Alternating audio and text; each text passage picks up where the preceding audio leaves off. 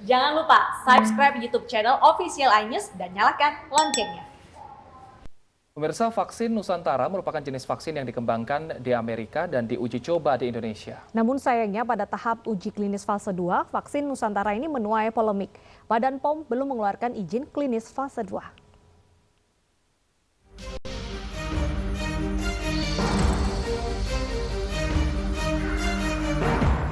Vaksin Nusantara adalah jenis vaksin yang dikembangkan di Amerika dan diuji cobakan di Indonesia. Pada prinsipnya, semua vaksin yang akan diberikan kepada masyarakat harus mendapatkan izin dari Badan POM, terutama dalam aspek keamanan, efikasi, dan kelayakan. Selama memenuhi kriteria, pemerintah akan memberikan dukungan. Diharapkan tim pengembang vaksin Nusantara dapat berkoordinasi dengan baik dengan Badan POM agar isu yang ada terkait vaksin ini dapat segera terselesaikan. Komponen utama di pembuatan vaksin Nusantara adalah impor dari Amerika Serikat seperti antigen hingga alat-alat untuk persiapan. Namun diuji coba pada masyarakat Indonesia, vaksin Nusantara merupakan vaksin corona berbasis dendritik pertama di dunia. Saat ini vaksin Nusantara dalam tahap uji klinis kedua yang dilakukan di RSPAD Gatot Subroto, Jakarta. Ini vaksin Nusantara, saya pertama kali, insya Allah berhasil. Beberapa mantan pejabat diantaranya Siti Fadila, Gatot Nurmantio, dan Abu Rizal Bakri lakukan uji klinis fase 2. Namun sayangnya uji klinis fase pertama vaksin Nusantara tak lolos penilaian dari BPOM karena terganjal persetujuan pelaksanaan uji klinik atau PPUK dan BPOM menilai dokumen dari cara pembuatan obat yang baik atau CPOB belum sesuai dengan kaidah penelitian. Kepala Badan Pengawas Obat dan Makanan Penny Kusumastuti Lukito menyebut setidaknya ada 71% relawan uji klinis 1 vaksin Nusantara mengalami kejadian yang tidak diinginkan. Kejadian yang tidak diinginkan pada grade 3 merupakan salah satu kriteria penghentian pelaksanaan uji klinik yang tercantum pada protokol uji klinik. Berikut kejadian yang tidak diinginkan untuk kategori 1 dan 2. Bahkan menurut hasil tertulis dari hasil penelitian yang dilakukan oleh Badan POM, data yang diperoleh dari interim fase 1 belum dapat mendukung rasionalitas untuk pelaksanaan uji klinik fase 2 dalam desain adaptive trial. Sementara pihak Kementerian Kesehatan mengedepankan rekomendasi dari pihak Badan POM. Satgas COVID-19 menekankan vaksin yang akan diberikan ke masyarakat harus mendapatkan izin Badan POM terlebih dahulu, terutama dalam aspek keamanan, efikasi, dan kelayakan vaksin tersebut. Diharapkan polemik vaksin Nusantara segera selesai. Tim iNews melaporkan. Dan bagaimana tahapan selanjutnya pasca screening awal vaksin Nusantara di RSPAD? Sudah ada rekan kami Armalina di sana. Selamat siang Armalina, bagaimana kelanjutan dari vaksin Nusantara? Ya, Data Wilson dan juga pemirsa, untuk kondisi siang ini di RSPAD Gatot Subroto, ini kami masih belum melihat ada kegiatan apapun terkait vaksin Nusantara. Namun memang untuk 2 hari lalu, ini sejumlah relawan hadir ke RSPAD Gatot Subroto untuk memberikan sampel darah mereka yang nantinya ini akan diolah bersamaan dengan vaksin Nusantara tersebut. Dan diantaranya relawan yang hadir pada 2 hari lalu di RSPAD Gatot Subroto, ini adalah mantan Panglima TNI Jenderal Purnama Gatot Nurmantio, lalu juga ada mantan Menteri Kesehatan Siti Fadila, Abu Rizal Bakri, hingga Wakil Ketua DPR Sufmi Dasko Ahmad yang menjadi relawan di uji klinis fase kedua vaksin Nusantara tersebut. Dan relawan yang hadir di RSPAD Gatot Subroto pada 2 hari lalu ini tidak melakukan vaksinasi COVID-19 secara langsung, namun memang mereka ini baru memberikan sampel darah mereka tersebut yang nantinya akan diproses selama 1 pekan ke depan, yang nanti darah dan juga dari olahan vaksin Nusantara ini akan diolah menjadi 1 begitu. Dan vaksin Nusantara gagasan dari mantan Menteri Kesehatan Terawan Agus Putranto ini memang sedikit berbeda dengan vaksin lainnya yang berada di Indonesia sebelumnya yang sudah ada, di mana memang untuk vaksin Nusantara ini diberikan sampel darah dari manusia terlebih dahulu karena ini diyakini akan memberikan mengurangi dari efek alergi. Nah, ada penjelasan dari dokter penguji vaksin Nusantara RSPAD Gatot Subroto, yaitu Kolonel Joni terkait vaksin Nusantara.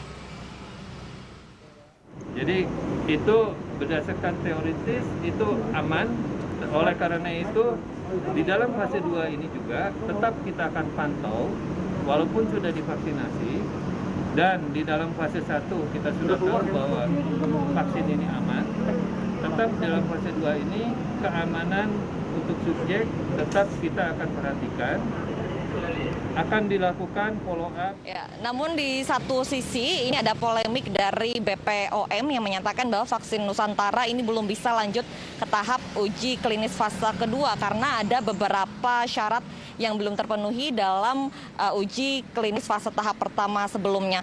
Lalu dari BPOM juga menilai bahwa komponen yang digunakan dari vaksin Nusantara ini kebanyakan dari import, sehingga tidak sesuai dengan klaim vaksin Nusantara ataupun vaksin buatan anak bangsa. Deta dan juga Wilson. Baik, terima kasih Armalina atas laporan Anda. Selamat bertugas kembali. Dan pemirsa, lalu bagaimana Satgas COVID-19 melihat polemik uji klinis vaksin Nusantara ini? Kita sudah bersama dengan Profesor Zubairi, Ketua Satgas COVID-19. Selamat siang, Prof. Zubairi. Halo, selamat siang. Baik, Prof. Bagaimana sebenarnya prosedur agar vaksin bisa masuk ke dalam uji klinis fase kedua, Dok? Prof. Ya, jadi sebuah calon vaksin itu harus melampaui beberapa tahapan. Pertama, tahapan tentu di laboratorium dahulu, kemudian namanya uji praklinik, kemudian kalau lolos masuk uji klinik. Uji klinik ada 3 tahapan seperti kita ketahui, yaitu fase 1, fase 2, fase 3. Fase 1 untuk mengetes apakah aman atau tidak, hanya sekedar itu saja, aman atau tidak. Nah, aman atau tidak itu dikerjakan pada beberapa puluh sampai 100 lebih sedikit relawannya. Nah, setelah ternyata terbukti aman, maka masuk tahap berikutnya yaitu uji klinik fase 2, itu untuk tes aman dan efektif, jadi keamanan dan efektivitasnya. Nah, itu jumlahnya biasanya ratusan sampai 1000 lebih sedikit. Kemudian kalau itu lulus betul-betul aman dan efektif dengan skala kecil, dilanjutkan dengan skala besar dengan puluhan ribu dan dapat mungkin di berbagai negara, itu namanya uji klinik fase 3. Nah, kalau uji klinik fase 3 belum selesai namun kondisi dianggap penting banget, darurat, maka dikeluarkan izin sementara atau namanya emergency use authorization. Jadi itu tahapan yang perlu dilewati, harus dilewati oleh setiap kandidat vaksin agar bisa diberikan ke masyarakat umum dengan aman. Yang akan divaksinasi kan jutaan orang, sehingga amat sangat penting menjaga bahwa benar aman, benar efektif. Baik, Prof, saat ini vaksin Nusantara belum lolos fase kedua. Apa saran Anda dan langkah apa yang harus diambil? Iya, harusnya berkomunikasi lebih baik antara peneliti dan juga BPOM, masalahnya di mana, kemudian setelah masalahnya diperbaiki ya bisa lanjut. Untuk diketahui, untuk vaksin dendritik ini di Amerika pun baru akan dimulai fase 1, fase 2 digabung mereka itu per Juni tahun ini. Jadi masih kita masih akan lebih dahulu. Dan itu baru selesai, saya pikir kan berapa bulan, ternyata Amerika pun rencananya baru selesai Juni tahun depan uji klinik tahap 2-nya. Baik, untuk fase 2-nya ini kan masih memang masih dalam tahap pengambilan darah belum disuntikan langsung kepada relawan. Nah, nantinya jika hal-hal yang tidak diinginkan terjadi, siapa yang bertanggung jawab dalam hal ini, Prof? Iya, penelitian tim dan sponsornya. Jadi kan mula-mula diambil darahnya kemudian di laboratorium di suatu tempat dikenalkan dengan virus, dengan antigennya. Kemudian setelah di inkubasi tersebut, setelah selang beberapa hari, sekitar semingguan, kemudian diberikan kembali kepada yang tadi menjadi darah dari satu orang, diolah, dikenalkan dengan antigen, kemudian dimasukkan lagi. Nah, ini ada sejumlah masyarakat yang menjadi relawan untuk uji klinis vaksin Nusantara. Apakah ada syarat khusus untuk vaksin Nusantara ini atau sama dengan vaksin lainnya untuk menjadi relawan? Untuk relawan sama saja ya, inform consent, tahu benar bahwa apa itu vaksin Nusantara, apa itu kemungkinan efek sampingnya, dan tetap terus bersedia untuk menjadi relawan. Baik, lalu apakah yang menjadi relawan ini diperbolehkan orang-orang yang sudah terkena COVID-19 sebelumnya, Prof, atau yang belum sama sekali pernah kena dan juga belum pernah menerima vaksin lain? Iya, jelas sekali di kriteria inklusi dan kriteria eksklusi. Inklusi itu siapa saja yang bisa menjadi relawan, kemudian eksklusi, di eksklusinya itu kalau yang pernah dapat infeksi tidak boleh menjadi relawan.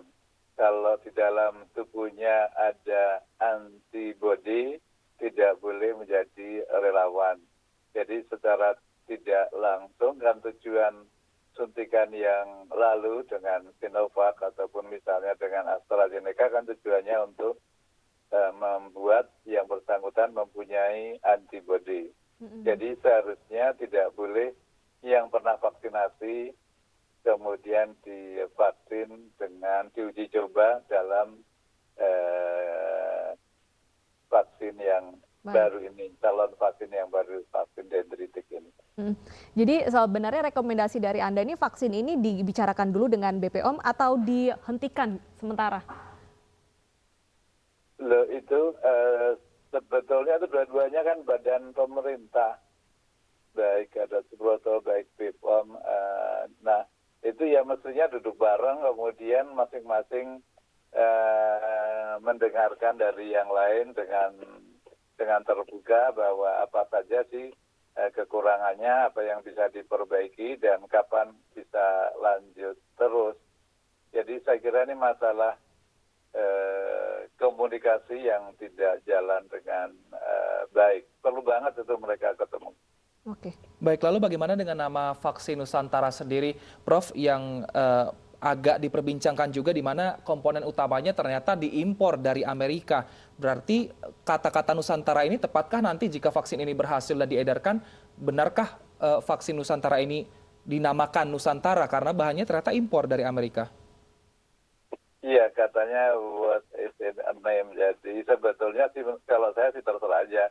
Yang penting bisa dibuktikan bermanfaat, bisa dipakai. Dan istilah itu disepakati oleh ide awalnya, misalnya dari tim Amerika sama yang lain, ya terserah saja. Namun memang benar, itu kalau ada yang tertarik tinggal buka aja FDA, vaksin, dendritik, nanti akan muncul bahwa di sana akan dikerjakan clinical trial fase 1-2 itu bulan Juni tahun ini. Jadi kalau untuk saya pribadi nama sih terserah saja, cuman ya walaupun tentu nama ada mencerminkan harusnya sejarahnya ataupun mencerminkan itu dibikinnya di mana. Tapi bisa juga dikatakan ini bukan dibikin, tapi di uji coba awal-awalnya pertama kalinya di Indonesia juga terserah aja. Baik, yang penting adalah manfaatnya ya, dan ditunggu juga bagaimana pola komunikasi dari tim peneliti dengan BPOM. Terima kasih. Aman dan efektif. Aman dan yang penting efektif. banget.